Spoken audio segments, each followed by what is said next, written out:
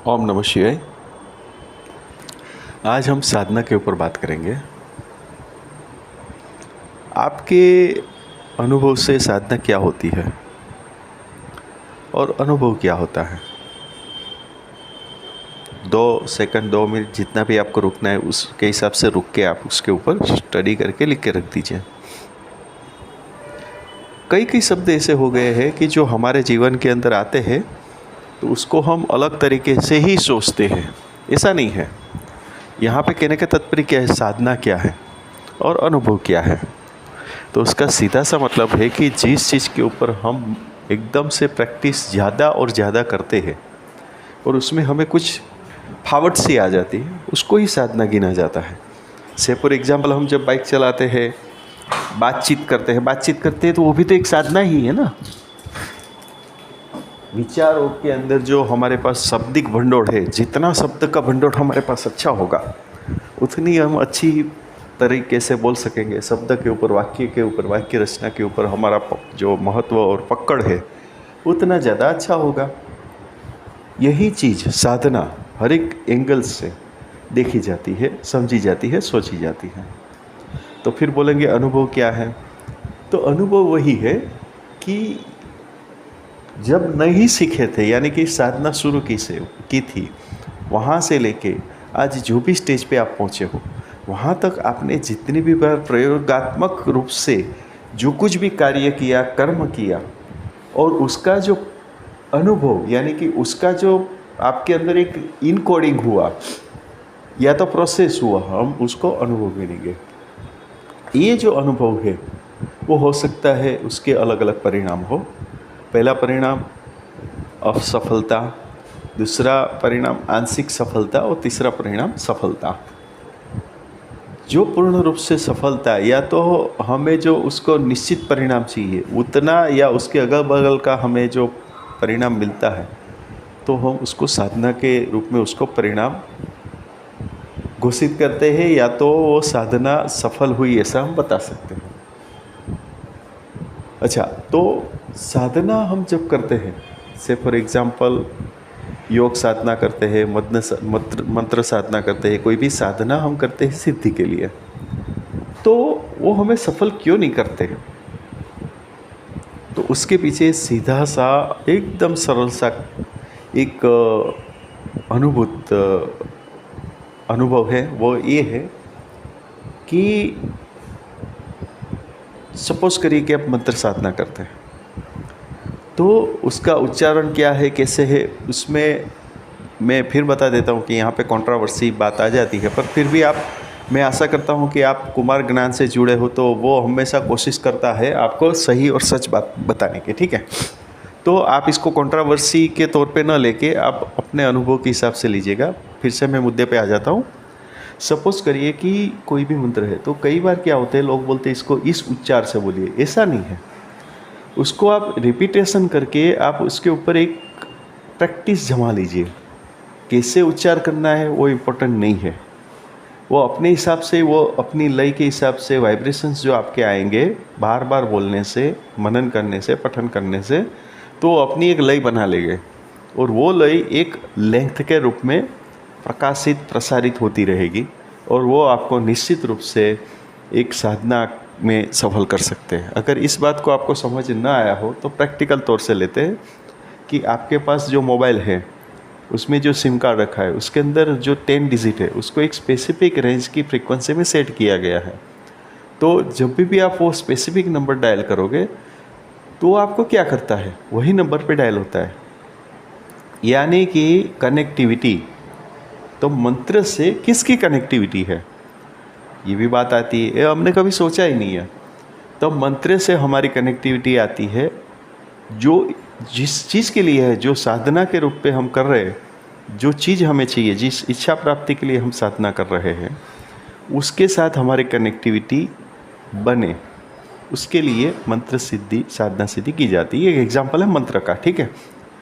तो उसकी जो लेंथ है या तो उसका जो वेव्थ है या उसकी जो वेव का लेंथ है, वो कैसे पता चलेगा? वो तो हमें नहीं पता है, ना आपको पता है। इसीलिए इनके बीच में एक अनुभवी व्यक्ति को रखने की बात बताई गई है। तो अनुभवी व्यक्ति कौन होता है? जिसको हम दूसरे नाम से गुरु कहते हैं, ठीक है। पर यहाँ पे फिर वही बात आ जाती है कि गुरु, फिर यहाँ पे कंट्रोवर्सी बात आएगी कि गुरु क्या होता है, गुरु का चयन कैसे होता है। आगे मैंने वीडियो में शायद बताया था, गुरु को दो तरह से डिफाइन किया जा सकता है। एक है जो हम लोग करते हैं, हम और आप करते हैं। कोई व्यक्ति से हम बातचीत किया या हमें उसे लालसा आ गई या ऐसा कुछ भी हुआ, लालसा के माध्यम से, कहने का तात्पर्य है, तो हम गुरु को चुन लेते हैं।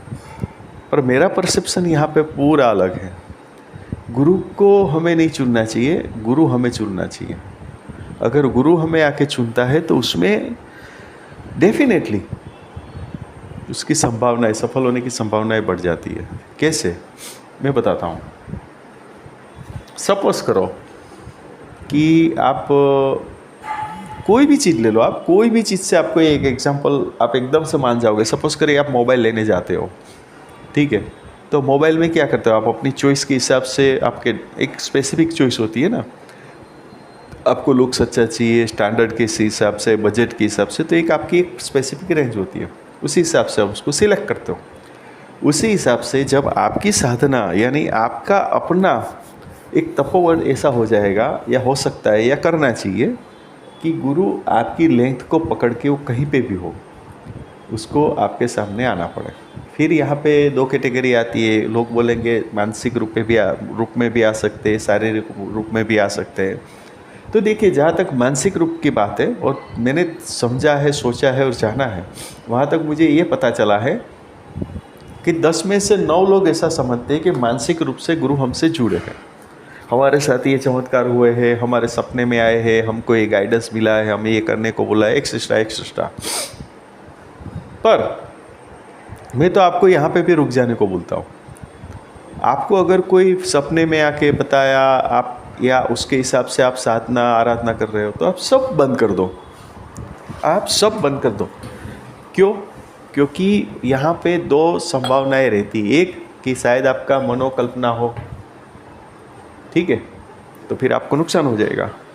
अगर मनोकल्पना ना हो, वही सत्य हो, तो भी आपको हड़बड़ी नहीं करनी है। हड़बड़ी इसीलिए नहीं करनी है कि अगर वो आज आपको मानसिक रूप से कनेक्ट होने की कोशिश की है, ठीक है, तो वो डेफिनेटली वो शारीरिक रूप से आपके सामने आने की भी क्षमता रखते होंगे। वो उसका समय आप आने के बाद वो डेफिनेटली आपके सामने आने की संभावनाएं बढ़ जाएगी। तो आपको एक, मेरे हिसाब से, जिद्दी सा बनना पड़ेगा। जिद्दी सा यानी क्या होता है कि अगर आपको लगता है कि मानसिक रूप से या स्वप्न में आके गुरुजी आपको मार्गदर्शन दे रहे, क्यों ले रहे हो आप मार्गदर्शन? न लो, आप रुक जाओ, अड़ जाओ। उसको शारीरिक रूप से आपके पास आना पड़ेगा। अभी शारीरिक रूप क्या होता है? शारीरिक रूप का मतलब ये है कि देखिए, होता क्या है कि हम कुछ बोलते हैं तो आप सुन सकते हो ऐसा, क्योंकि हमारा एक लिमिटेशंस है। गुरु की ऐसी कोई लिमिटेशंस नहीं होती है। शारीरिक रूप मतलब शारीरिक रूप, ये वो किसी को माध्यम बना के भी आ सकते हैं, खुद भी आ सकते हैं, एक्सेट्रा।